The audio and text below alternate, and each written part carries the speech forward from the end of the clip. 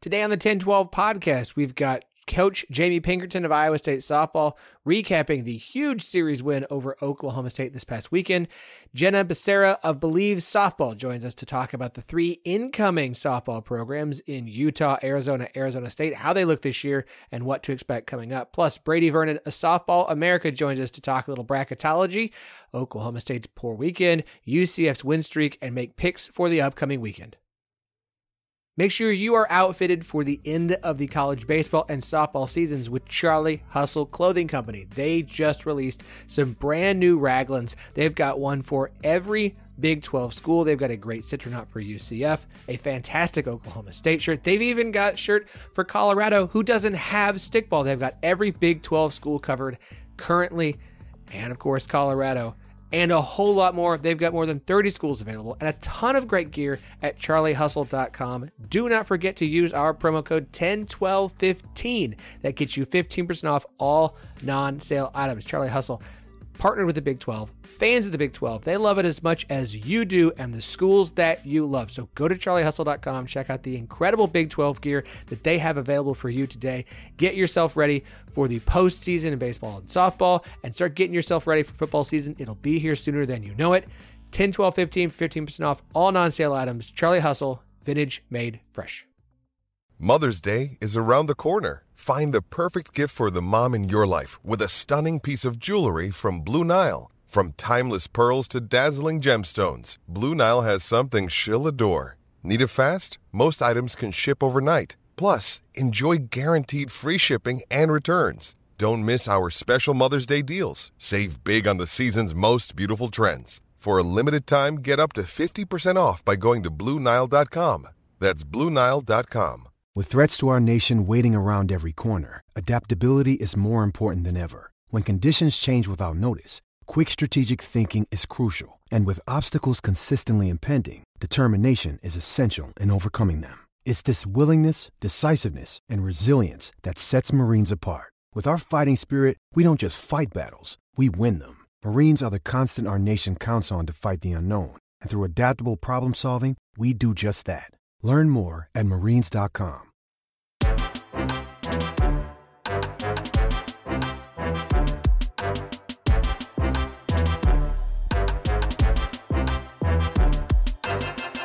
Welcome to the 10-12, the podcast that covers all 14 teams in the Big 12 Conference, plus Arizona, Arizona State, Colorado, and Utah. We are the flagship show of the 10-12 Network. Find every show on the network at 1012network.com. And of course, we are partners with Sports Social, Europe's biggest sports podcast network. I am your host, Philip Slavin. Thank you for joining us for our midweek episode. It's Thursday.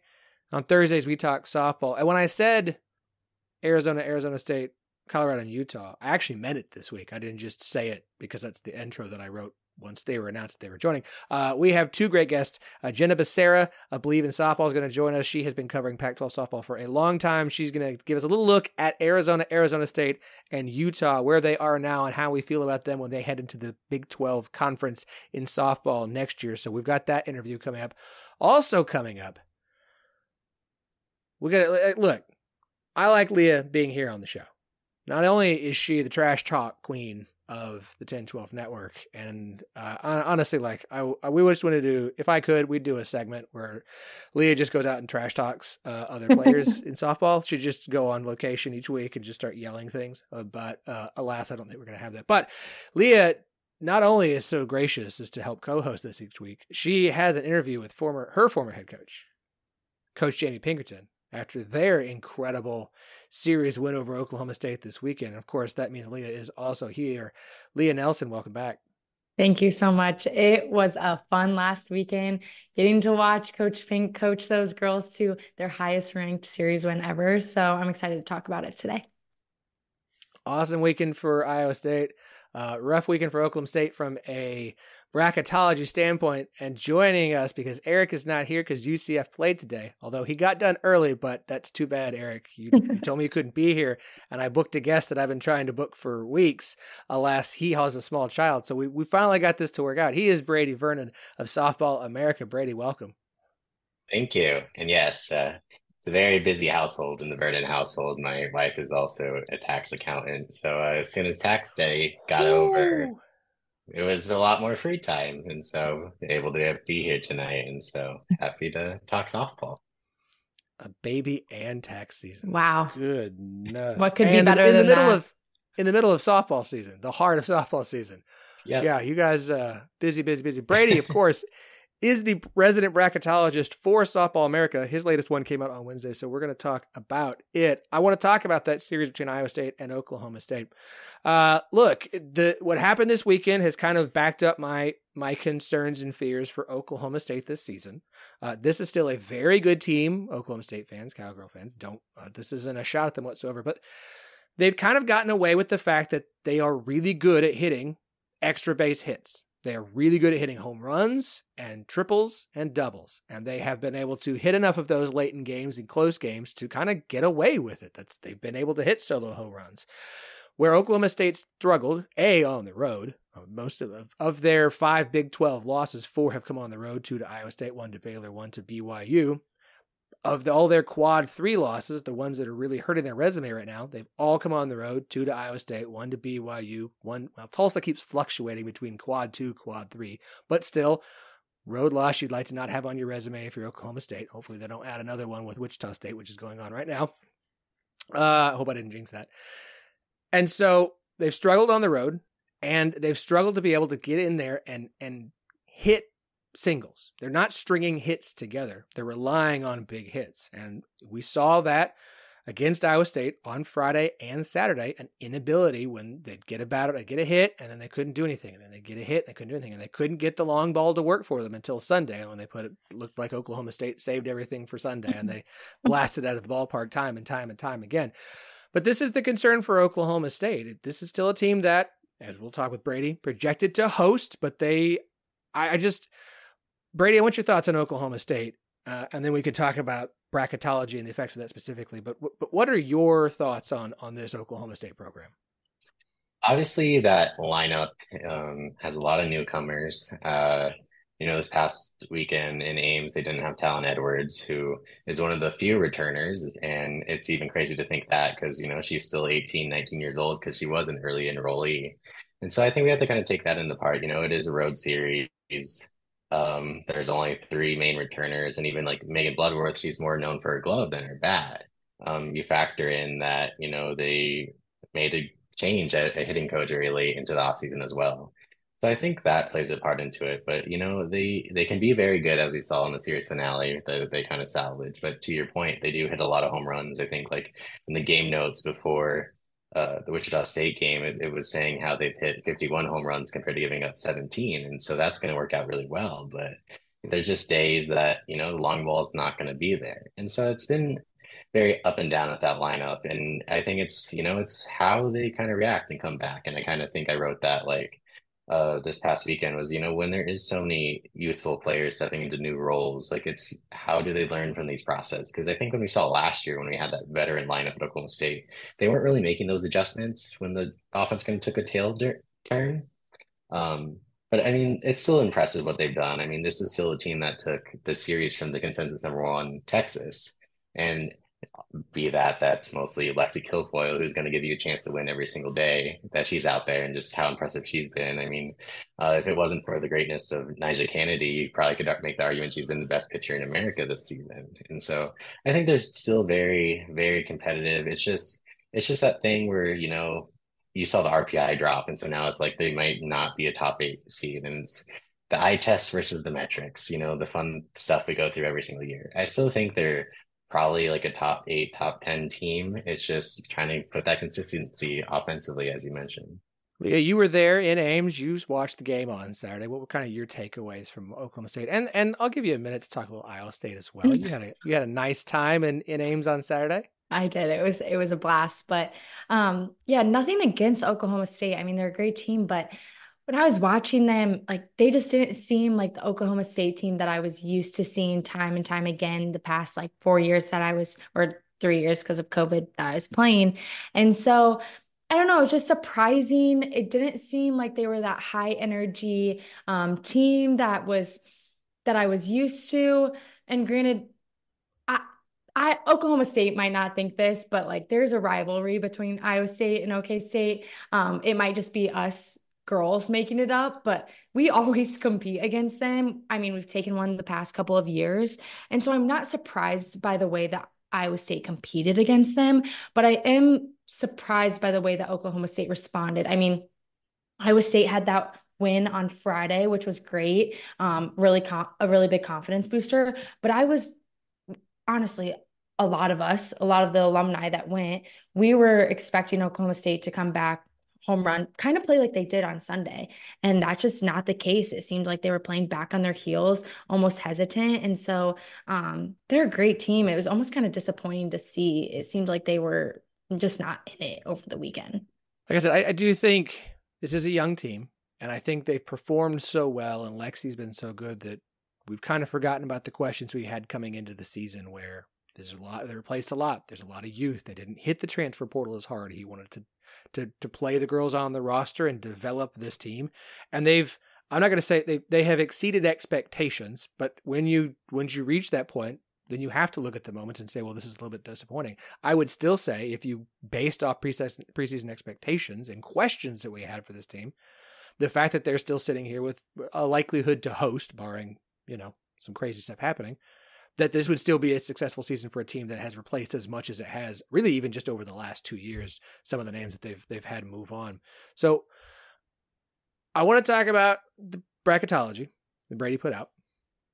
As of right now, you've got 7 teams in. Look, everybody, sign up for Softball America, sign up for D1 Softball. I have subscriptions to both because I'm a junkie. Especially once bracketology starts, I'm just like, I want to see it all. I need to see it. I need the breakdowns. I want the articles. And look, Softball America, you guys are doing an incredible job when it comes to the recruiting side and the youth side. Like, I promise you, when we get off season, I'm gonna be sitting here going like, where's everyone's recruiting class? Who's got what? What are we doing? Who's the number 4? Who did Texas Tech sign? I want to know. I'm getting a little bit weird about this stuff, but that's okay. Like I said, you've got 7 Big 12 teams in the field as of now, 3 hosting. I want to know of the teams you have in. You've got OU, Texas, Oklahoma State hosting. Texas, number 1 seed, no surprise there, what with the being number 1 in the RPI, and they've got more quad 1 wins than anybody else in the country. It's not close. Oklahoma at 2, which is very deserving based off the RPI on the record. OSU is down to 12 seed. You have them now. And then you have Texas Tech, UCF, Baylor, and Kansas in the field. I want to ask this, Brady. Based off where you have the teams right now, who are you most concerned you're wrong on? When I say concerned, I mean least confident in them actually. Are you unconfident that any Big 12 teams that are currently in might not become Selection Sunday? I think the 2 that might falter out would probably be Texas Tech or Kansas. It's kind of interesting just because those 2 just played each other, and with Tech taking that series, and it was very big. I think it's just Kansas has the issue of like they start off hot. They have like a big win against Texas A&M in the non-conference as well. But they just haven't pitched as well since that OU series, and I think that's kind of just like hurting them because that the offense isn't super high powered. Even though I say that, in Tech and Kansas played a game where there was almost 30 combined runs, but it's just like, but I say that knowing that I think they're both playing better than Baylor is right now. Baylor lost to UT Arlington last night, and looking at the schedule, for those that don't know, to qualify as an at-large for the tournament, you have to have a 500 record or better. And Baylor is testing the waters right now.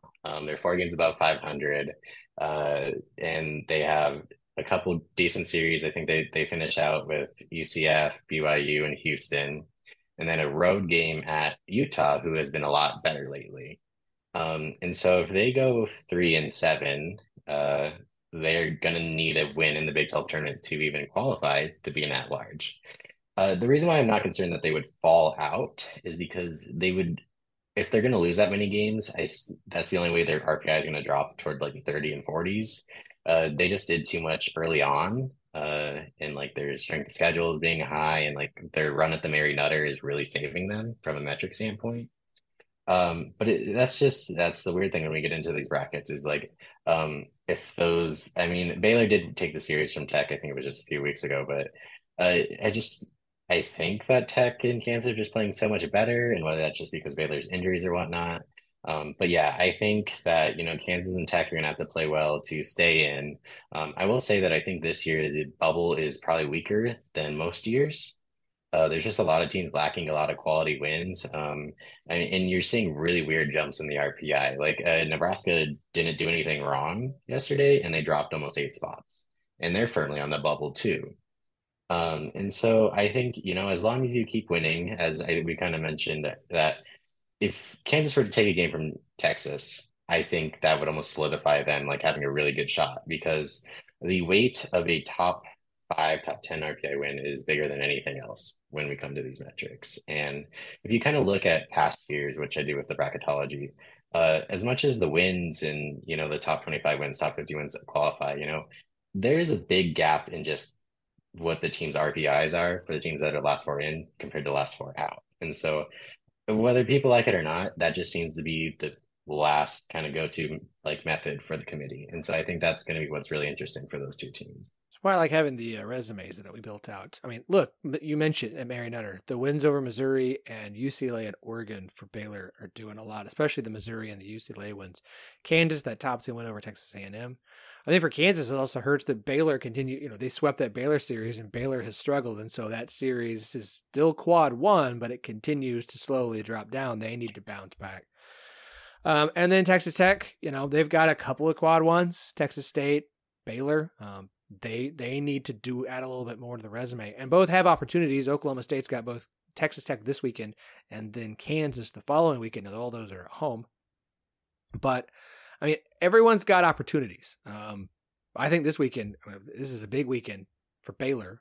They're going to host UCF for 3 games, which leads me to want to talk about UCF here just a bit before we make picks. UCF currently on a 10-game win streak. They got, I think, one of their better wins of the season over FAU on Wednesday. Why Eric is not here in a 1-0 win. And it's not just that it's a quality win over a top 30 RPI opponent. It's not just that it's the best win, in my opinion, of this 10-game win streak. UCF has struggled in so many of these close games to face a quality opponent in a midweek where things can get weird and get a 1-0 win over FAU, who I believe is still sitting atop the standings in the AAC right now. I think it's a positive sign, and it tells me almost more than the last 9 in a row do, considering who UCF played during that stretch, about UCF at this point in the season. I personally love having UCF in the Big 12. I think they are proving themselves. They're fun to watch. And like you said, midweek games, especially this late in the season, are so hard, tough to play and bring the energy, because you put so much energy in those series on the weekends. And so for them to like grit that one out, win 1-0, it doesn't have to look pretty. It's so impressive. And I'm definitely rooting for them as the season goes on. Yeah, to the point, like for those that have not like watched the American this year, it has been an absolutely insane conference. Wichita State came into this week 6th, which they've won it the last few years, and they added a lot of teams from the Conference USA, such as FAU, who's been a very quality team, and yeah, it still leads it by a game. But I mean, to the point, last week we saw. They were 1 in our poll in the Sophomore American Bowl. Duke lost to Campbell, and these Wednesdays have just been very, very wacky. South Alabama shut out Mississippi State tonight without even using their ace Olivia Lackey, and so it to kind of keep the streak going, win 10 in a row, and like a lot of UCF's losses are very quality losses, and just when they weren't kind of finding things out, and I think one of the most impressive things is like you have Jada Cody back kind of hitting at her All-American level from a few years ago when UCF hosted a regional. And with like Sydney Ball Malone, you're always going to get quality pitching. It's so crazy to me to see Sarah Willis, who, was more of like this athletic outfielder, kind of pitched a little bit at Washington, turn into last year's AAC Pitcher of the Year. And so just to kind of see them start to get rolling, I'm hoping UCF always has this tough case where, if there is 2 hosts in Florida, sometimes they're underseeded just to drive another team, which is a whole nother conversation for another day about the driving limits and the bracket and what it is. But I mean, they're making their case they should be, a 2 seed, definitely. And I kind of tweeted a few weeks ago, the path for UCF to be the fourth place team in the Big 12 by the end of the season was certainly there. And I think a lot of people came back, well, what about Kansas? What about this? And I was just like, well, they beat Kansas, and they also just they've looked really good outside of the big three that they've played so far. And they still have to play Oklahoma, which, it is what it is. Oklahoma is having its struggles, which is weird for Oklahoma. I mean, they're already up to 4 losses, which is the most they've had since 2021, which they only lost 4 games that season. And so it is really impressive. And, I think just the coaching job that Malone has done last few years is just a testament to what she's building at that program and what she's able to do, how she's able to recruit California really well. And so it has been really fun to see the Knights good again, especially after kind of a rougher year last year, especially after hosting 2 years ago. Leah, was my prediction before the season 3 Oklahoma conference losses or 4? Because we're at 3. Do I need one more? I'm almost positive it was 3, and you said strictly in conference. So I'm actually really impressed. Yeah. Thank you, Texas. Mother's Day is around the corner. Find the perfect gift for the mom in your life with a stunning piece of jewelry from Blue Nile. From timeless pearls to dazzling gemstones, Blue Nile has something she'll adore. Need it fast? Most items can ship overnight. Plus, enjoy guaranteed free shipping and returns. Don't miss our special Mother's Day deals. Save big on the season's most beautiful trends. For a limited time, get up to 50% off by going to BlueNile.com. That's BlueNile.com. Well, we're gonna make picks for this weekend's games. I told you guys what series we're gonna pick, and I gotta pull up the email because I don't remember which ones I picked. I can't remember either. It's okay. This is why I put things in email for them, so I don't have to remember. Here we go. Perfect. Great. We're not picking UCF Baylor in this, but I do think that UCF Baylor series is big for both teams. It's in Waco, and look, as you mentioned. Yes, UCF got swept by Texas and swept by Oklahoma State, but they took the series from Texas Tech and Kansas. If they were to take the series from Baylor, Texas Tech is looking, or UCF is going to be in a potential driver's seat to get that 4th seed, depending upon what Kansas has to do the rest of the way. And Kansas still has to play Oklahoma State. And hold on, I got schedules pulled up here. Where is it? And Texas this weekend. Yeah. So, if UCF were to steal this series on the road from Baylor, UCF sitting pretty for to be the 4th place finisher in the Big 12, which would be kind of wild considering where they were not that long ago, and to be on a streak like that. So, and for Baylor to try and get things kind of turned back around, it really does feel like things are not slipping away. And look, this is a team that has dealt with injuries, a lot of injuries, and it's been a struggle. And lots of teams are getting swept by Texas. That's okay. But they've lost 4 in a row. You bring in a hot UCF team to Waco. We're not picking it because I actually didn't do it because I forgot that Eric wasn't going to be here, and I didn't want to make Eric pick this series this weekend. So we're not going to pick it.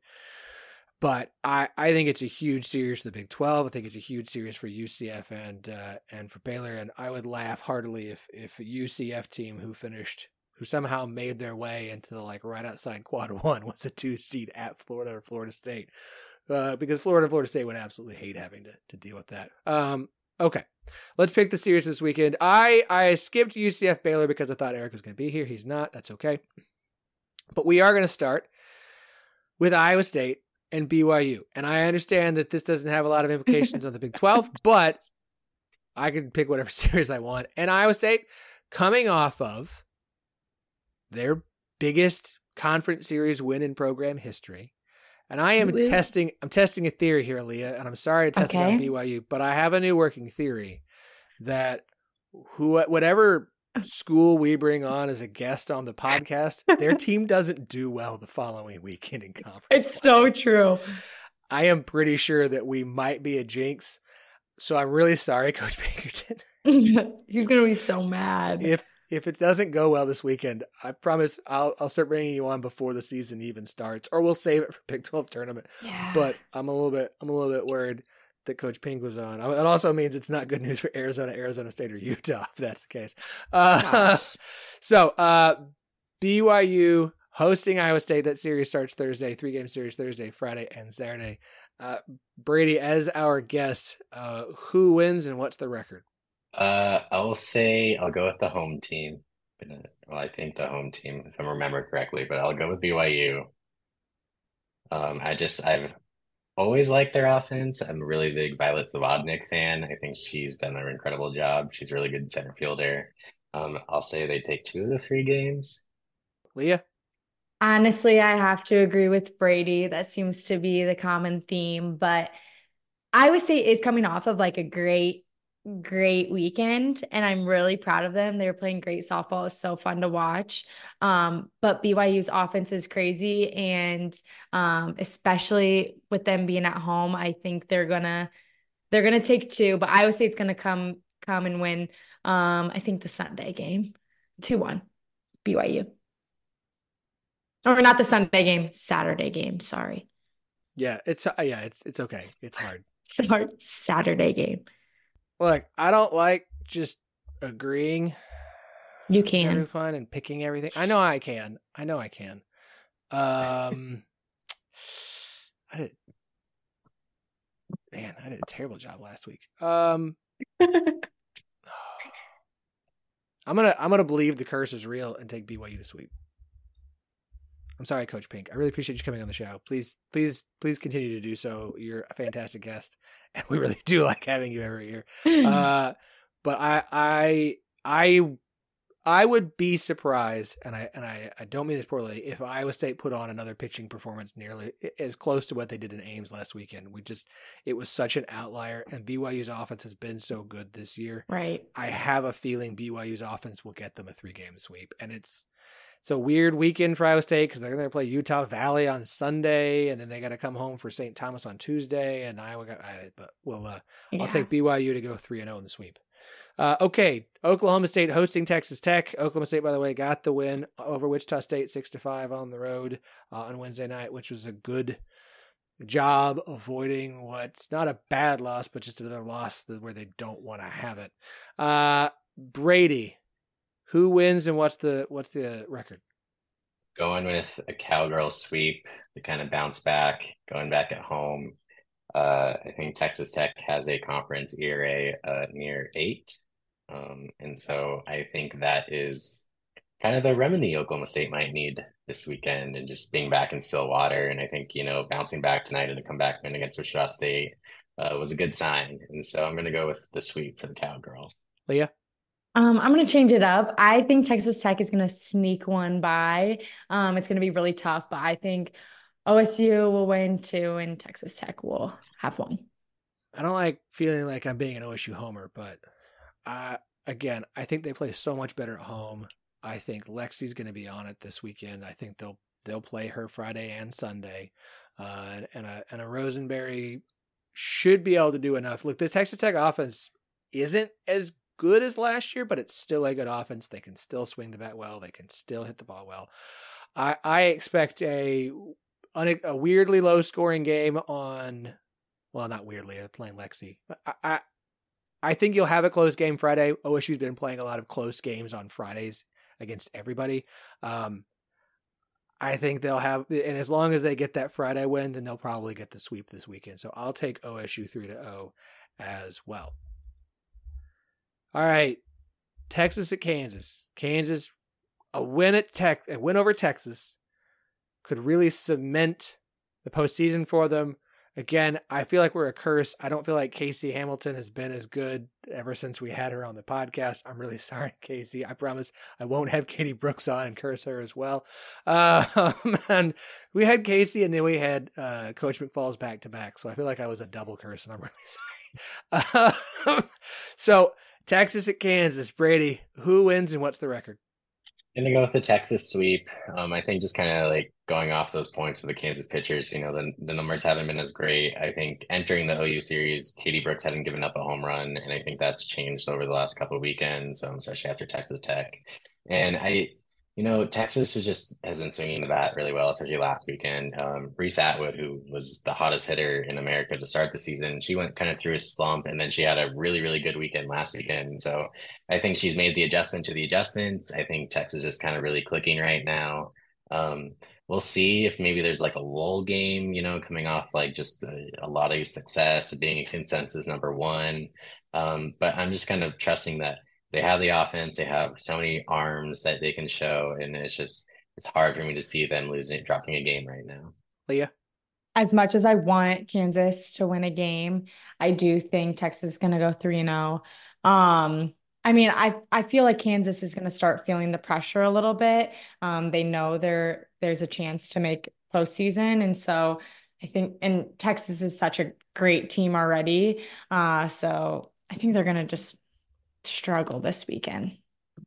I hate saying that, but I mean, it's a big last few weeks for Kansas. Like, it's not. yeah, You play Texas at home, then you go to Oklahoma State, and then you get BYU, who right. hits the ball really well. And so, like, you really, I mean, they've got a midweek against Kansas City. You really don't want to go like 4-6 down the stretch here. Like, you'd like to try and at least go 500, steal a game from Texas or steal a game at Oklahoma State, and hopefully sweep BYU. Like, you really need to try and at least finish 500 over these last 10 games.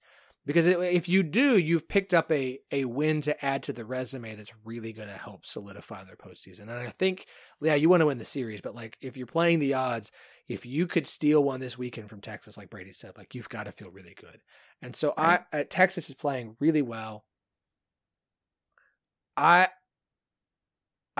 am gonna, I'm not gonna pick what I think. I'm gonna pick what I hope, and I'm gonna take Texas 2-1.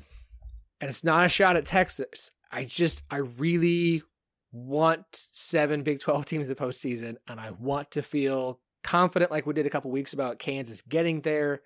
And a win against Texas, like Brady said, should make them feel really good, barring just something insane happening. Which, knock on, all I've got's rug and toy couch cushions, so just knock on faux wood. So we'll go with that. Okay, Brady, you have been awesome. Really appreciate your energy and your effort and your time. You do a great job covering college softball. Like we mentioned, you obviously are the a bracketologist when it comes to it. Plug it all, sir. Where can everybody check out all the work you do? Everything's on Softball America. And not to like gloat, but right now we are still kind of reviving the site with new ownership that's really backing us. It's just been a tremendous experience over here. Tara Henry, who is the Great Britain national team head coach and UCLA alum with the national championship, she's kind of the general manager, and I kind of run like all the website stuff. I pretty much write 95% of the content that is on there right now. And so, yeah, we're really trying to get this back afloat. We're going to have a lot of cool stuff in the summer with like the pro scene and recruiting and stuff. And so you can always follow me at Brady Vernon on X, Twitter, whatever we're calling it nowadays. Twitter. And Twitter. then just We're not saying X. Twitter. We're just not going to do Okay. it. Okay. Thank you. Some people get upset. And then Softball America with, yes, there is one L. We're trying to get that fixed. I don't know why that was a thing before. But yeah, we have a whole podcast network. Nicole Mendez, an OU alum, has her own like Big 12 podcast. They've been doing a great job. We just had a live interview with Jocelyn Allo after she announced she's going to do AUX today. And so she kind of had an emotional response to just being in 2 pro leagues, which is really cool. But everything can be found at softballamerica.com and then following me at Brady Vernon. And so I'll have live updates from almost every game I try to watch on the weekend with my quad box and my 3 laptops at the same time. But yeah. You guys do a great job over there. Again, I don't choose sides when it comes to Softball American D1. We've got subscriptions to both. You both do incredible work. I am pro college softball coverage, so if there's a feud, I'll let you guys handle that.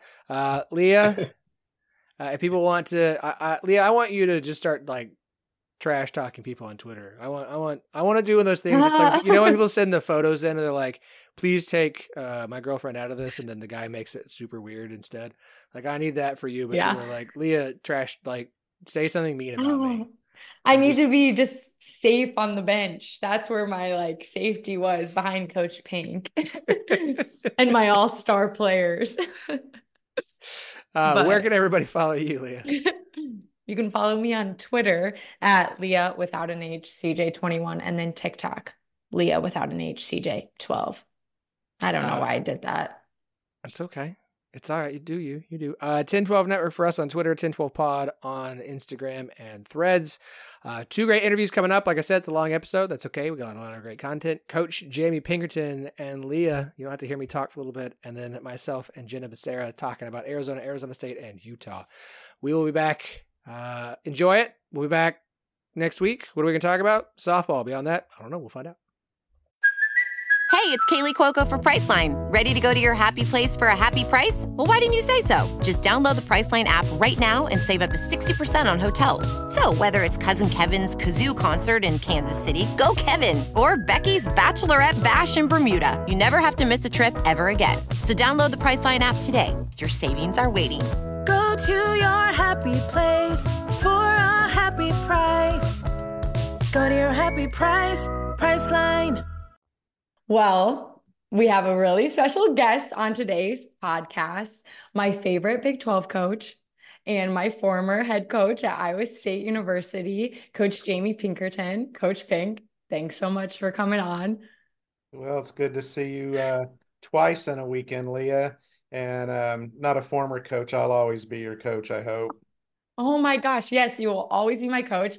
And I know you're pretty lucky. You got to see me over the weekend when you guys had a big series win, which honestly, it was the highest ranked series win in program history. So congratulations. Thank you. Yeah, of course. But let's just kind of go through that series, walk people through kind of your point of view, what you were sensing. But let's start with that Friday game. What were you feeling? What were the vibes while you guys were hitting, while you were warming up before that 4:00 game against OSU? I think you've been a player in our program for 4 years, and a proud graduate, and we're proud of you and what you're accomplishing as a young woman, obviously. So I'm very proud of you. Just a normal pregame went through. Energy was good. Just preparing for OSU. We had the scouts, and knew that we would face Kilfoyle that in game 1. We guessed, but we knew and prepared for all their pitchers, but knew that the probability that we would see Kilfoyle and Rosenberry and Acock at some point. We had done our preparation. Was just a normal day with a nice, beautiful mid-April weather. I think if you remember this same weekend last year, we were playing in 32-degree weather, so it was nice to be it was upper 60s and 70s on Saturday, and then the 80s yesterday. But everything went about as normal. We went through our routine and did what we did in the locker room, went over our scouting cards and final scouting reports before going out and loosening up for the game. So everything went pretty close to that, and then obviously the game started, and it turned out to be a pitcher's duel. Lauren Skirman came out and threw 5 strong for us and kept us in the ball game, which she could ask. You couldn't ask for any better performance. And then, we just kind of hung around and got the 1 run from Ashley Miner with the solo homer. And with Oklahoma State's bats, at any time they can explode. And I'll have to be honest with you. When Ashley hit the home run, I was sitting there thinking, with their offense, 1 run wasn't going to win it. And then we squeezed out the run in the 6th inning, and then it was up 2-0. And then at that point, Jaden comes in and gets 6 up and 6 down, and I just thought it was a real good feat of our young pitchers. Obviously Lauren being a freshman, and Jaden kind of being a sophomore, but last year when you were with us, she was injured most of the year. So to be able to get her to close it out with a young pitching staff against one of the best teams, let's make no mistake about it, they're still a quality opponent, and I still expect them in Oklahoma City. So we were just able to hold on and win 2-0. And I think in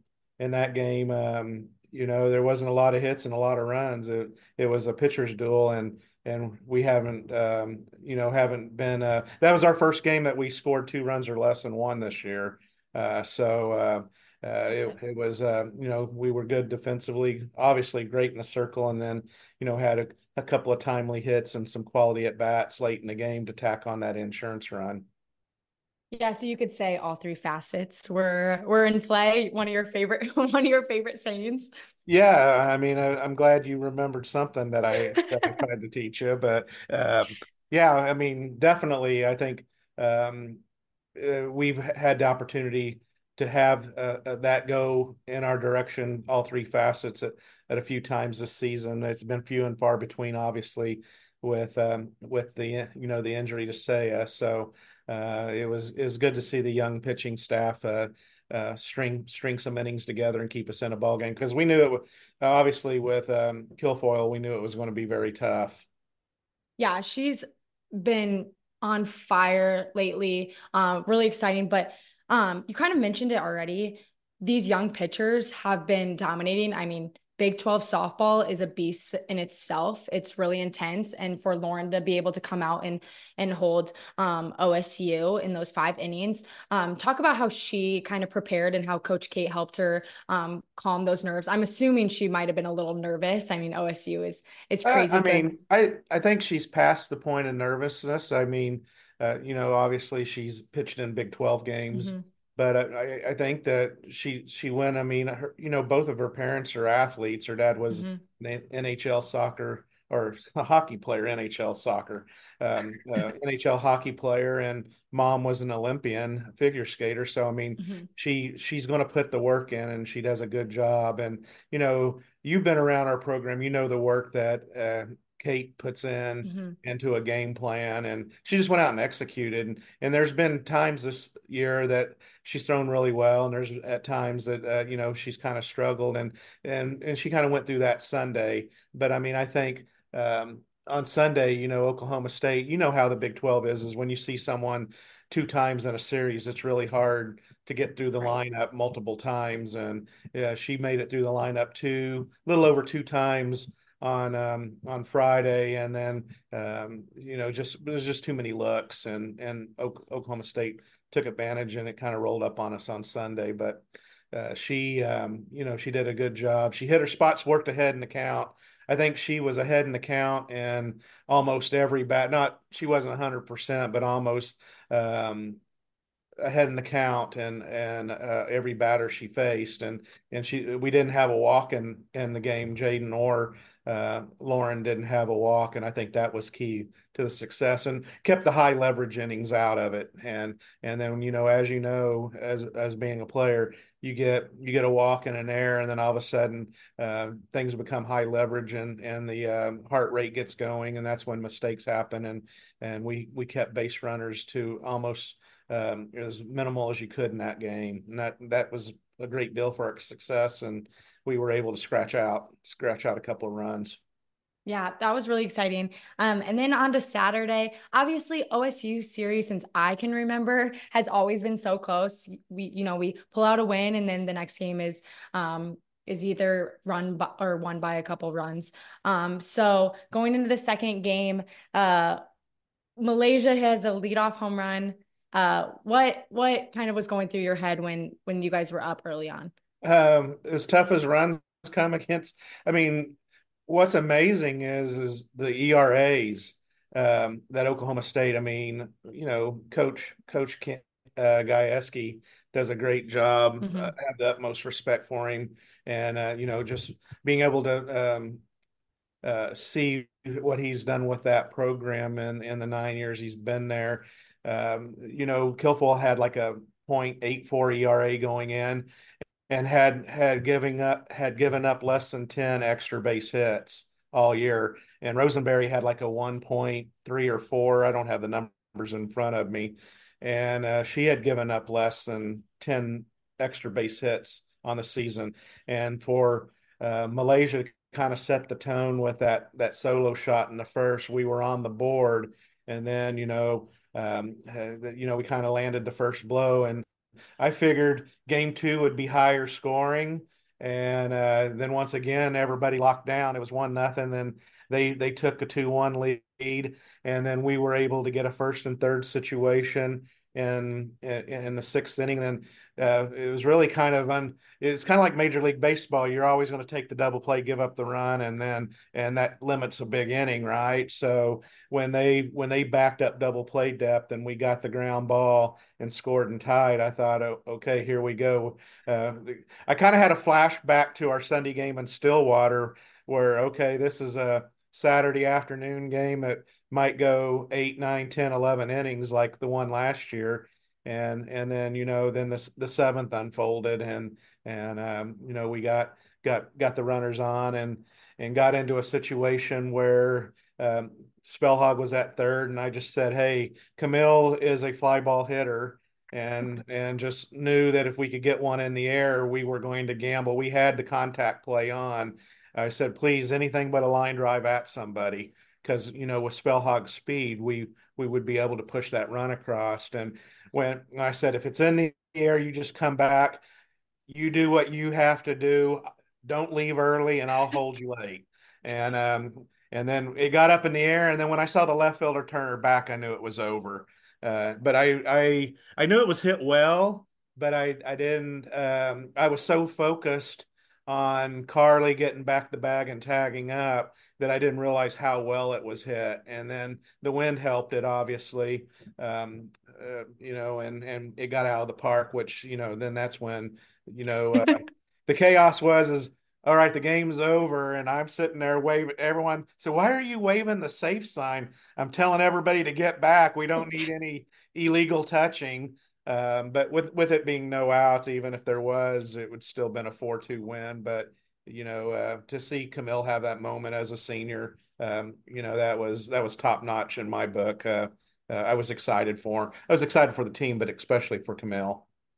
Yeah, I was really pumped for Camille too. We talked to her after the game, and she said that was right off the bat, she knew it was going to be a home run, which was really exciting. And then ESPN messaged or like sent out a whole mass report on it, which was really cool. And obviously, people might have not seen this, but some of the alumni had to grab Gatorade or some water and pour it on Camille after the game. Yeah, after Went you on the told me to field. wrap it up. Coach Fink, it was after the talk was getting long, and I just wanted to see you guys and talk to the players, and so did everyone else. So, I mean, what did you have to? That's great. What did you have to say after the game? Like, what were you telling the girls after they just had, Yeah, the highest ranked series? you've been in the in postseason post game talks, and they haven't been as long this year, but it was congratulating the pitching staff, obviously, once again. They did a great job, and congratulating. Malaysia had a heck of a defensive Oh, play she did. in that Yeah. game. So we made some plays defensively. Once again, your favorite saying, all three facets were back in Mm-hmm. line. And then, we were just able to get position. I would have been as just excited for a 3-2 win as a 5-2 win. But, when you have the dramatics of a walk-off, the crowd was good. I mean, we had nice weather. You know how it is in Ames. If we have good weather, we have good crowds. Mm-hmm. And it was just fun to sit back, and once I could get everybody back off the plate, it was fun to watch. It was actually more rewarding to go back and see how she reacted around the bases. Our film TV Cyclone TV staff did a good job of capturing that, and it's kind of hard to live that while it's going on, and you're making sure everyone's touching bases and everything like that. But to go back and see the joy that the team had, and especially Camille, and everything with Camille has had some adversity this year. Everyone knows what she went through with through Mexico. Then she had the injury in Virginia and missed 2 weeks, and then she's fought through some injuries. So it was really satisfying for me to see her be able to have that success. Yeah, it was really exciting to watch her, but if I'm being honest, I went back and watched the home run and to see you jumping up and down and trying to get everyone back so they weren't touching the base. I think everyone needs to go and watch that because it just made me so happy. It cracked me up to see everyone so happy, but especially you because you're pretty even keel on third baseline. You don't always crack a smile sometimes when the dugout's giving you a hard time or they're telling Yeah. you to get out of the way, but I think that's been a while. You say that and that's true. My goal as a coach, and I think you probably, you know me, I can get hyped and get after a player, but it's not very often. But in the box, my goal is always, if you look at me, I want to have the composure that you can't tell if our team's winning or losing. And I can only think of a couple of times. I think Carly Spellhog in against you and I in the regional is one of the times I think that I kind of bounced up and down. I'm afraid to pull something. But you are getting there. You're getting old, I so know, I know, I know, and you'll remind me of that. oh, But 100%. I gotta yeah, I gotta keep reminding you. That's why I stick around. That's why you get to see me all the time now. but that game's one that I remember. I did jump up, and I think in that postseason run in 21 when Sammy Williams had the back-to-backs on I don't know if they were consecutive days, but it was at least Friday and Sunday against Kansas that really kind of got us in the RPI position to go to postseason in 21. I think the second one I kind of bounced a little bit. So there's only two or three times that I can think of that I got that excited. But just with what Camille's been through, I think created that excitement. With everything that she's gone through this season. So it was I was really happy. I didn't cry, which I'm capable of tearing up. Yeah, you have But teared up a few times. huh? I said you have teared up a few Yeah, times. I was excited for her. Yeah, I mean we all were. She has worked so hard and like you said she's been through a lot this season. It was just exciting to see all that hard work be put into action. But obviously you guys have quite a few big games coming up. Iowa tomorrow, hopefully fingers crossed with the Yeah, weather. no, I'm more worried about can we find a makeup if something, I mean, 100% chance of rain. They're talking hell 2 to 3 inches in diameter. And I'm sitting out on the porch right now because it's so nice out here. I just hope I don't have to replace a roof on a house that I replaced last year Oh, because of the hell that we had. You remember that storm? yeah, I hope we're able to play it, but if not, hopefully this time of year you only got about a 2 week window, and if you don't play, can you get a makeup date? And right. it's been kind of a weird year weather-wise with weather-wise we weren't predicted. Texas Tech came here, and we usually do a pretty good job of watching the temperatures and adjusting schedules and everything. And then to have 7 inches of snow when it wasn't even forecasted, that kind of set things in motion for hopefully Big 12 scheduling, where maybe we can catch a break the first couple of weeks. But you know how cold it can be here. Hard to believe that 4 of our 5 Big 12 series are already over with, and we're only in the second or third week of April. So we don't play again until May here. So, it's the winter's been kind of an anomaly, except for that one. It's been nice. We've been outside more than we ever have, but that snowstorm was kind of freak, and kind of messed things up. So I think it's probably going to have a little bit of an impact on the standings before it's over with. Yeah, definitely. I just want to also make a note. You've never lost to Iowa, right? I hope I didn't jinx that. I didn't acknowledge what you said. So what was that, Leah? You've never lost to Iowa? That's what the press release says. I'm not going to say it. No. Okay. Okay. Hey, I've never lost to Iowa either. So, Yeah. and my whole family was big Iowa Hawkeye Oh fans yeah. growing up. I trolled your mom the other day. I don't know if you saw it. You kind of came in behind me On what? Where did you troll my mom? when On she had Twitter? the cookies wearing the Hawkeye stuff. Yes, yeah. She does, and she does know your favorite cookie, and she always brought you some when she could. So Yeah, no. but I had to troll her on that when she was Yeah. wearing. I said, "Where did that gear come from?" I forgot what I said, but that's the first time I've ever trolled anybody. You troll people all day, every day. You just don't know it.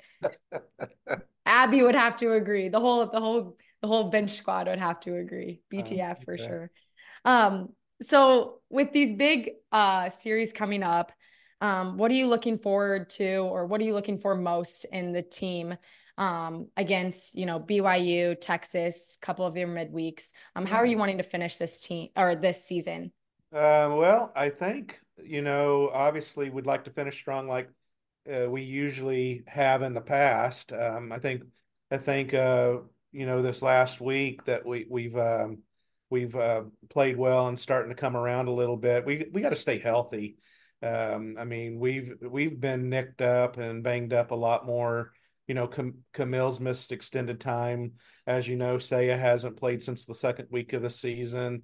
With an upcoming scout coming up, we're probably going to have a couple of people out tomorrow against Iowa and possibly, BYU. So we just got to stay healthy and continue to, as you say, all three facets. But if we can do that, I think we'll be all right and finish where we need to be. Obviously, that coveted top six for the tournament's coveted, where you don't have to play the play-in game this year. But I think if our pitching staff continues to get better and do what they did this past week and kind of carry that momentum into tomorrow and into Provo, we'll be in decent shape. But I mean, obviously, continue doing what we're doing right now, just playing good defense and get timely hitting, which we had all last week, and then hopefully maybe the pitching's hitting its stride. I also want to highlight Mo, Angelina Allen. She's been having one heck of a season. What are the differences that you're seeing from last season to this season? Not just hitting wise, but like her in that leadership position as a captain and her even in left field. Man, she's been fantastic. I think the big difference, I think you remember when she came in as a freshman, and I mean, people don't have a book on you. So, there's not a lot of film, there's not a lot of information out there. She had a good freshman year. I think last year, I think people kind of figured out the edges and the fringes on how to work her. I think she probably wasn't as patient at the plate as she was her freshman year. And then I think she went back after last year and having that down year after people figured things out. I think it started out as people figured it out. She got frustrated. I'd like to hear Mo's answer, but I'm just going off what I think, and I think she wasn't frustrated, but she got herself out. She wasn't as patient at the plate, and people had figured out how to attack her weaknesses. And she'd get deeper into counts where they could attack weaknesses, and she had to expand the zone. I think this year, I think she had a good summer working with elite baseball in Chicago and got in the cages a lot and kind of tightened up some of the holes in her swing. And I think this year she's done a lot better job of knowing what her pitch is and what people are trying to do, and then attacking early in the count and being efficient with her at bats and not getting into counts that were not favorable to her. And I mean, probably the first month of the season she was hitting like 550, and I just hope that she continues to get good pitches that that Lily behind her, which is Alicia Ranches to listeners out there, and Tiana Poole and Carly Spellhog all continue to hit well behind her because right now, our top five has been pretty solid, and Ashley Miner's been in there too. If they can continue to be strong behind her, she'll continue to see pitches, and she's got all American numbers. If we can hold her where she's at, and I say she's the one doing all the work, but if she can continue doing what she's been doing the year, I feel pretty confident we'll have an All American. Yeah, I from the outside looking in, she just looks like her confidence level has skyrocketed. She's having fun. I could tell from the games that I watched, she was enjoying it. Malaysia's obviously helping her a lot in the outfield. Right. Malaysia's been doing so well Yeah. as well. But it just looks like she's having a lot of fun. It looks like a lot of the girls are having a lot of fun. I have to ask, how has the bench been chirping wise since I've graduated? Um, they we're young. We're young there. We lost our captain in that department, and we're going through a rebuilding phase. Abby's been holding it down. Obviously Camille's not in there as much, so she's having to direct traffic from other places. But it's you know me, I don't ever hear what anyone says until another coach says, "Oh, that was a good one," or "Pink, that was borderline," or something like that. Oh, And I said, "Oh, they better not be crossing the line." But back to the good point about Malaysia, going back, I want to add one thing to that. yeah. I think Malaysia's helped settle her, and I think Mo's season last year picked up when we flipped. She went. I think she got more comfortable having the pressure of first base and defense. I think she got when we made that switch to bring Carly wasn't comfortable in the outfield, and Mo was kind of a little bit uncomfortable at first, and we didn't want to make her a DP. I think being out there with Malaysia and playing outfields made her more comfortable defensively, which has helped her offensively. But I will tell you, Coach Moore misses you. I know, I know. Well, it's funny you said Abby and Camille because those are the two that I had to warn him about on the episode when I was interviewing him. He's like, "Who should I be worried about on the bench?" And I said, Abby and Camille. They're pretty vicious, but always we never go over the line, even when coaches say, "Oh, that's borderline." That Yeah. it never was. We We promise. know Always we respectful. had one episode. We won't mention coach or Oh team, but my uh, gosh. you were actually paying a compliment, and Right, right. that person thought you were dogging it. Yeah, and we were being so nice, giving them a compliment, and just they weren't up with the lingo. I wasn't up with the lingo, so I couldn't defend you. We got to keep you young. We'll teach you everything we need to, everything you need to know. But I have to agree with, again, back to the Mo situation. I have to agree. The second she went to outfield, I think she was feeling way more comfortable. And Carly is just so athletic, Yeah. moves so quickly side to side. Like she's perfect at first, which is funny when she came in as a freshman as a second baseman, and then to be able to move her anywhere. She Yeah. honestly, you could put her anywhere on the field and she'd do great. Oh, And I I think agree. that's I what agree with makes that. Iowa State softball so fun is there's so many girls like that. Like Olivia Wardlow, put her at second, put her in the outfield. Now she gets to DP, which is really exciting. Yeah. Seeing And her what all a of her year! hard work. What a year! Right. The Assumption alum, your fellow alum. Yes. How many state titles did you win together? Together three. Yeah. Yeah. Three. She's It's having pretty exciting. I'm really happy for her too because she bided her time Mm-hmm. and probably could have had more opportunities and it didn't come. She was like, I mean, she's definitely like you. Coach Farrell did a great job with you guys. You guys put team first and just like you, I know that maybe that's not the role. She would like more of a role, but I mean, she's the consummate teammate like you were and does whatever we need, from slapping to going to the outfield. Couple of years there, we kind of took slapping away from her a little bit, trying to get her to learn how to swing, and we've kind of let her go back to slapping, and she's really taken off this year. So really proud of O. Yeah, me too. I mean, yes, we played high school together, but to see her evolve at Iowa State, and like you said, she's a great teammate, can always compete when her name is called. So it's just exciting to see how she's doing. It's exciting to see how everyone's doing. I'm really looking forward to how the rest of the season goes. I'm going to try to come back to another home game, weather permitting. I mean, I had a great time watching, seeing everyone, but I just want to thank you, Coach Pink, for, I know you're super busy, but letting me kind of interview you Oh, for this no, podcast. anything for you. How many? I mean, I made a point to get around to all of you, and I didn't. Obviously, would like to have spent more time with you all, but it was so cool to see you guys. You guys probably had there was probably what, 8 or 9 of you? Yeah, I think, I mean, I could list them. It was me, Jaden, Sky, Mac was there, Sammy came, Sarah, Janessa, Casey, Nat, probably maybe more. I can't remember, but Yeah, it was really well, exciting. I'm upset then because I missed Mac. She might have only been there I think she came on Sunday. Oh, okay. Yeah. Well, if I'd have seen her, I'm disappointed I didn't.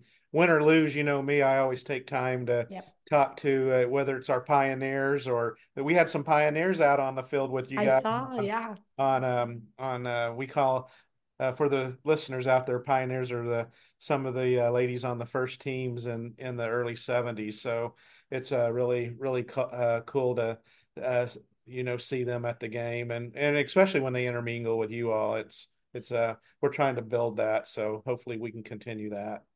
Yeah, it was really cool to see everyone come back. It's got to make you kind of feel good too that Iowa State's always home and we're going to feel comfortable coming back and telling you to wrap it up and then going on the field and being able to hang out. Wrap it up. You guys are coming regardless. You guys had Yeah. Gatorade to splash. We had people to talk to, congratulations hugs and the whole 9 yards. But Yeah. again, Coach Pink, thank you so much. I really appreciate it. Really proud of how you guys played, how you coached. I'm excited to keep following, and good luck the rest of the season.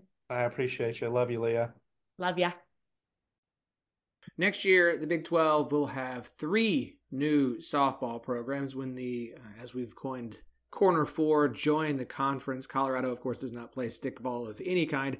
Arizona, Arizona State, and Utah will be playing in the Big 12. And so I felt like it was a good time to kind of take a look at those 3 programs, see what they look like now, and kind of project forward to next year of what they could look like in their first year in the Big 12. Very excited to have Jenna Becerra joining us today. She is the host of the Believe in Softball podcast, as well as has covered the Pac-12 for quite some time, played softball in the Pac-12. So obviously someone who is a great person to talk about 3 Pac-12, soon to be Big 12 programs. Jenna, welcome to the 10-12. Yeah, thank you for having me. It's crazy that this is already just about on the horizon for these changes to take place. So it should be an interesting one. It's weird when I go look at, like, we're obviously prepping for football for the offseason and looking at things that have already been updated to have Colorado, Arizona, Arizona State, and Utah in the conference, and Oklahoma, Texas not in the conference. Like, there's technically still here because we're still playing softball and baseball and tennis, but they're also, like, half of the some sports are still in the Big 12, and some sports are already basically in the new conference that they're going to be in. So it's a real weird year. It's very odd. It is. This time of year is weird. Now that basketball's over specifically too, to your point. So it really is just a handful of sports left. I think gymnastics is at NCAAs right now, for example, but like it largely is baseball and softball. Yeah. Well, tennis is entering its postseason. Big 12 tournament starts this week. So yep. Yeah, like it's so weird to feel like you're as a conference and as schools, you're in like 2 places at once, depending. I don't know. Anyways, okay. Yeah. It's only going to get weirder even when they get in conference. But we do have 3 Pac-12 programs that will be Big 12 softball programs in Arizona, Arizona State, and Utah. 2 of those with very long history of success. I want to kind of go through each one, look at them this year and look at them projected forward, and then kind of your thoughts on the Big 12 once they all join. Let's start. I want to say start at the bottom, but let's kind of go in reverse order as far as where those teams stand at the moment. Arizona State, let's start with them. They're currently 18-22 overall, 2-13 in conference play here in Coach Bartlett's second season at the helm. She took over after previous head coach, whose name I can't recall, but is the head coach at Texas A&M. Sorry, Trisha Ford. Thank you. Left for Texas A&M. Bartlett, who was already on staff, she was an assistant at Texas. Sorry, yeah, took over. I mean, this is second season. It's been a rough kind of 2 years so far. It feels like they went 22-16 last year, looking at probably a losing record again. What is your view on the state of Arizona State softball? And again, it's a program that has won national championships, has a long history of success, that just feels like it's having just kind of a rough 2 years. Absolutely, yes. So they have 2 national titles in their history in 2008 and 2011. And I played against that 2011 team, and they were very, very good. But I would say it's early days. I just actually had Coach Bartlett on the Believe in Softball podcast. She was my most recent interview, and we talked about this in depth, what actually goes into building and rebuilding a program. I think context matters here. Early on, when you're rebuilding a program, most people don't have a winning record in that first year. In her case in particular, she had about, I think, 8 players who were actually on the team with the transfer portal and all these movements. Again, Coach Ford leaving, going to A&M.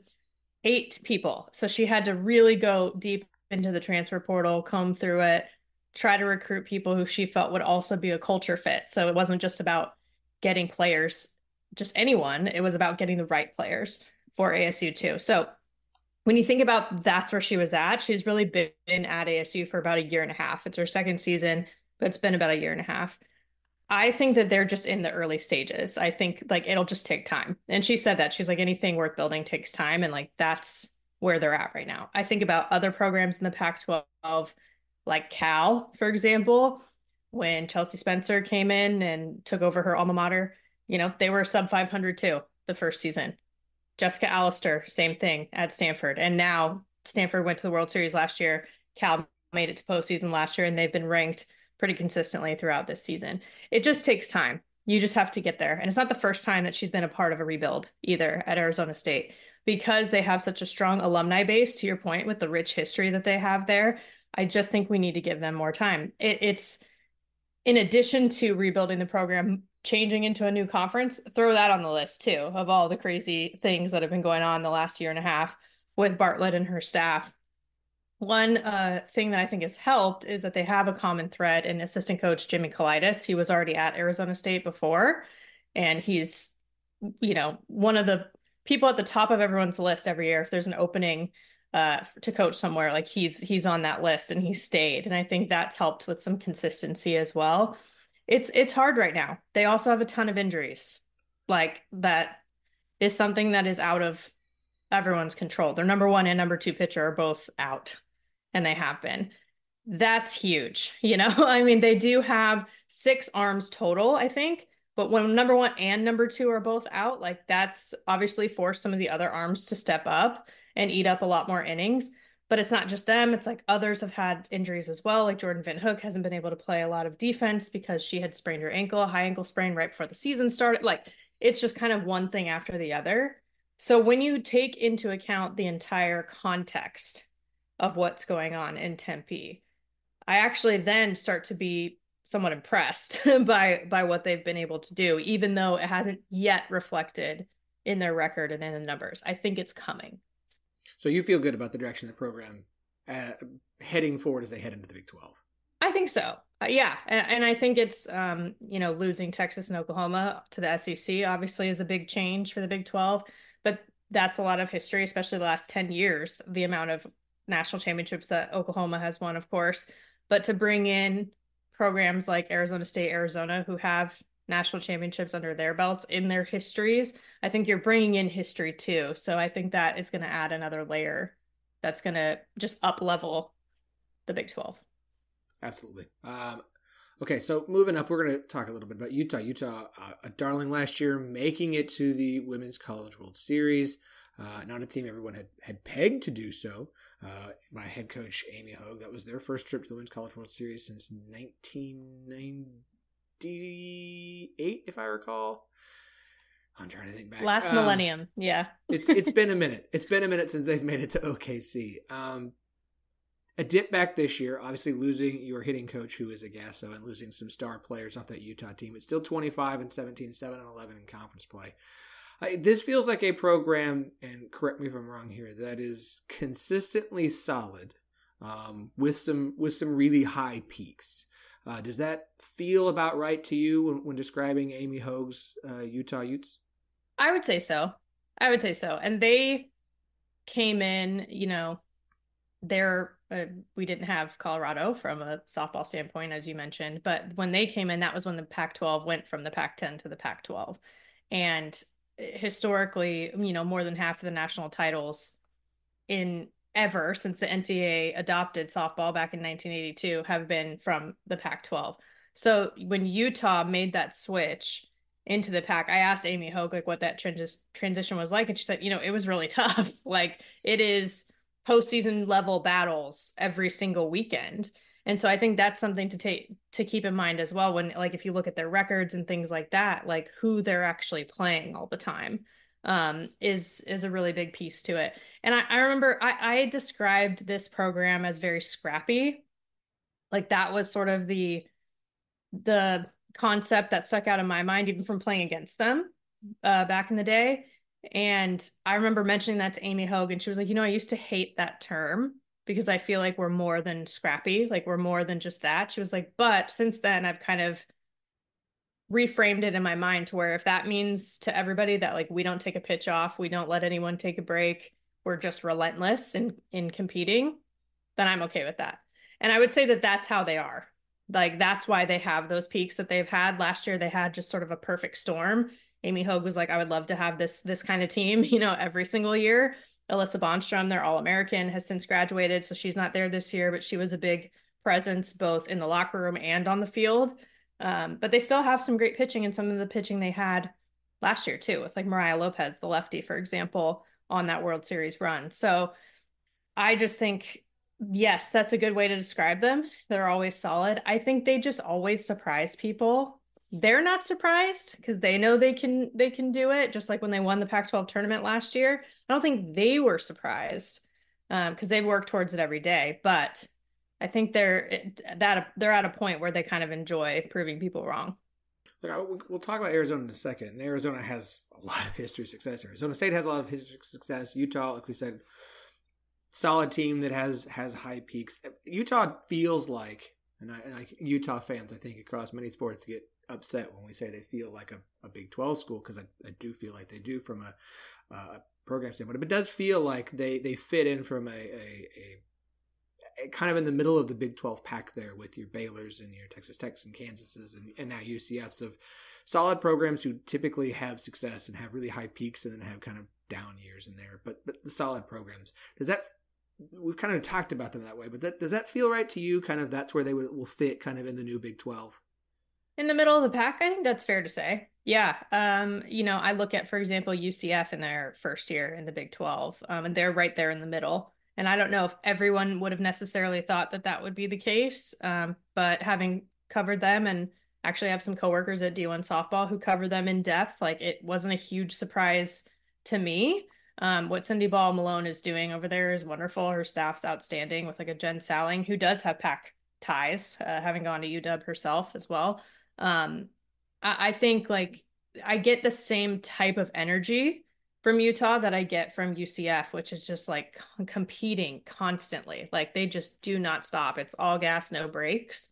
And I think that kind of sometimes will take you over the edge. If you're in a game where it could kind of go either way, like sometimes that's the energy that'll tip in your favor. You mentioned D1 softball and UCF. That has to be Eric Lopez, who, of course, friend and contributor here on the podcast, and is the one who recommended we reach out to you. So sure is. Yeah, we're big fans of Eric. All right, let's talk about Arizona. This is a program that has won 8 national championships under former head coach Mike Candrea. It has like 5 national runner-ups. He was in charge of this program for a very, very long time. And the last 3 years, it has fallen to Caitlin Lowe to run the show. She made it to the Women's College World Series in 2022, not last year, but it does feel like a bounce back year for Arizona this year, 28-13, 99 in Pac-12 play, and has been kind of in and out of the rankings throughout the seasons, had some big wins, has battled really close with some really solid programs this year. This feels like a program that may not is not what I would say is at the Mike Candrea at its peak, winning 3-4 national championships within a 5-year period. However, it still feels like a program coming into the Big 12 that I would say is still, not just from the history standpoint, but currently maybe the best of the 3 as they enter in the Big 12 next year. Yeah, and right now they're of the 3, they're the ones who are in the national rankings, and they have been pretty consistently. And they're actually dealing with injuries too. So I don't even think like they're at 100%. Imagine if they were, right? Like you're missing a Devin Netz who's been out the entire season, who's a great two-way player, like in the circle, can hit, do all those things, and you don't have some of those assets. And they're still doing what they're doing right now. I mean, they had a great like series win over Oregon recently. I think for Arizona, the history is a big part. I think the fact that Caitlin Lowe was an alum at Arizona, so that's something that's also true for Amy Hogue at Utah. She went to a World Series as a player at Utah and then ultimately went last year with her team. Caitlin Lowe won 2 national championships as a Wildcat, right? So there are like those elements that you can bring into it. It's been a roller coaster. The first year that Caitlin Lowe was at the helm, they go to the World Series. And I think she was the first female coach to ever do that in her first year as a head coach or something to that effect. And then last year, they don't make the NCAA tournament for the first time in over 30 years. So it's been quite a peak, quite a valley. And then now I think they're bouncing back. And this is very much a reset year, to your point. But I just think that a lot of it comes back to the staff as well. That's why I mention them somewhat often, because that's what head coaches talk about too. It's about who's going to help you help the team get there. And Lauren Lappin is a great asset for Arizona, for example. She's Stanford alum, but also an Olympian. They were Olympic teammates. They were pro teammates winning the championship and the NPF together. Like there are people in these positions who know what it takes to win. That also means they know how to be resilient and get through some of the tough times, which is, I think, what they faced last year, also dealing with some injuries. But yes, Arizona, one of the most storied programs in college softball, period. I mean, UCLA has the most national championships. Arizona is right after that. That is certainly a boost to the Big 12, just in terms of experience on top of it. So I think they're a team that always can hit. Arizona State's very similar too, where they can swing it, so they can get into these slugfests and really compete. And I think that's gonna bode well in the Big 12. Right. It is a little bit frustrating for Arizona this year to feel like they're having the best season under Caitlin Lowe, and the injuries limiting that from what could have been even a better regular season. Obviously, postseason, I think we kind of help judge the outcome of whether a season is successful or not, and so they have a big opportunity there as a team we expect to see in regionals at least. But I mean, it does feel like this is her best team, and injuries have limited what is still a solid program right now. Yeah, definitely. I mean, the World Series team from her first year back in 2022, I don't think a lot of people thought that they were gonna make it all the way to OKC. But they have a lot of the pieces now. I would say they had some people transfer too since that first year, right? Charlize Palacios, Janelle Maonio, they both went to UCLA. So they've had movement in that regard too, on the roster. But I do think in a lot of ways, this may be the best Caitlin Lowe team. In some ways you could argue that first one, but this one, I think feels a little bit different in terms of their culture, which is something that she's talked about as well. Just the getting things right in the locker room is such an important piece to all of this to be able to compete. So I think that that's something that they've definitely reset this year too. I want to wrap on this. I've kind of had this conversation with Eric, and I feel like I am very confident saying, look, the Big Ten adding UCLA and Oregon and Washington is big for the Big Ten. Obviously, the SEC is the best softball conference, and they're adding Oklahoma, Texas, which is just, ridiculous. The AACC is become more and more solid with how good Duke has been and the Clemson's rise, and obviously Florida State. And they're going to add Stanford and Cal. Stanford, of course, being absolutely fantastic, and Cal on the rise. When you add, even with the loss of Oklahoma and Texas, when you're adding Arizona State especially, and adding Utah, I think I can make the case that the Big 12 will be the second best softball conference behind the SEC next season moving forward. Do you think that's fair, or does the ACC or Big Ten have a more legitimate case for second best? That's interesting. Because so that's what's tough, right? Because if I were to make an argument right now, I would say existing conferences, right?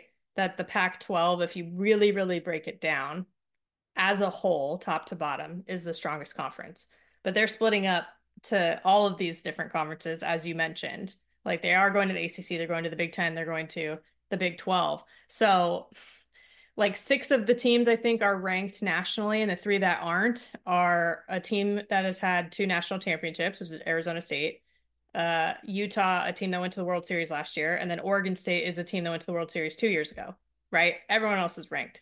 So when you're splitting up what I consider to be probably the most elite overall conference, it makes it tough to make that decision. Like, because you do still have an Oklahoma State, right? They've been consistently in the top 10. Baylor's been in and out of the rankings, to your point, in the Big 12. But I think 3 of the top Pac-12 teams are going to the Big 10. But you could argue that there's some more talent in the Big 12 existing today than there is in the Big 10 today. You can make an argument for any of the 3, which actually I think is very exciting. Because yes. In a world that feels like we're getting closer and closer and closer to super conferences, the SEC, it makes sense with Oklahoma, especially moving, in Texas, like that's going to be a huge focus. But to have that sort of talent spread out throughout the rest, it's a shame to lose the Pac-12, but to have that spread of talent is actually going to be really exciting. Yeah, I think my argument rides a lot on the bottom of the Big Ten is really bad. And there's an argument for the middle of the Big, like the top of the Big Ten is really good with UCLA, Oregon, Washington, and then Michigan's consistently a solid program. Penn State's good this year, but like the middle and bottom is not. Yeah, I think the ACC is where I get a little bit more where I'm like, that compared to the Big 12, just because Clemson, Duke, Florida State, and Virginia Tech, plus a Stanford and Cal, right? So that's really solid. I mean, the bottom half, there's still a little bit of a gap there, but it's getting smaller. With the top half of the ACC. So as a whole, I'd say it's probably between, the Big 12 and the ACC. All right. That's fair. I appreciate I just appreciate the conversation. It's fun. It's fun chat to have. Jenna, I really appreciate your time and your insight on the 3 programs that are going to be joining the Big 12 next year. I look forward to continue. I'm very excited for when that happens. Next year's going to be a ton of fun. 11 teams in the Big 12. We're so used to having 7 that having 10 this year is great. Having 11 next year is going to be even more fun, and 9 conference series, which will be exciting.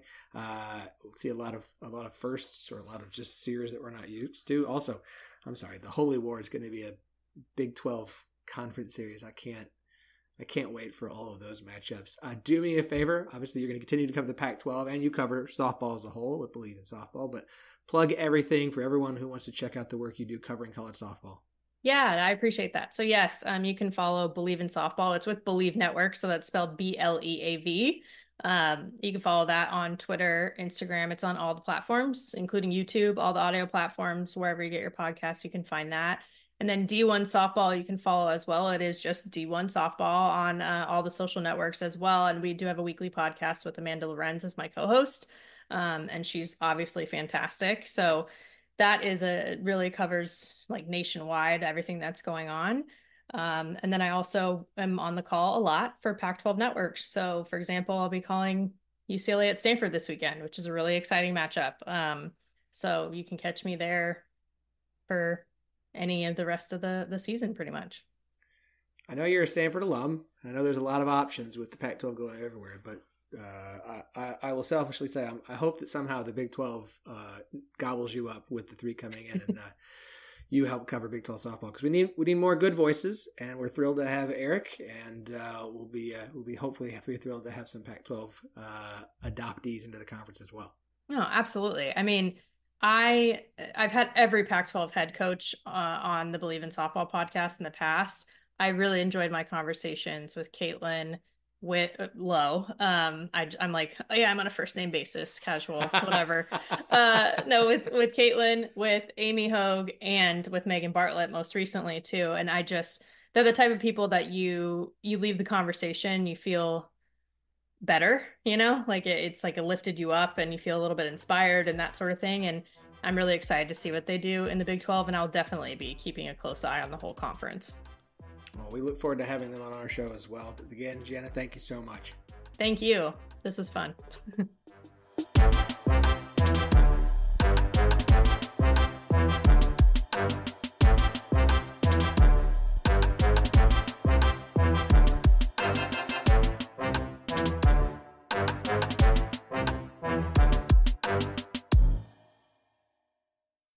Sports Social Podcast Network.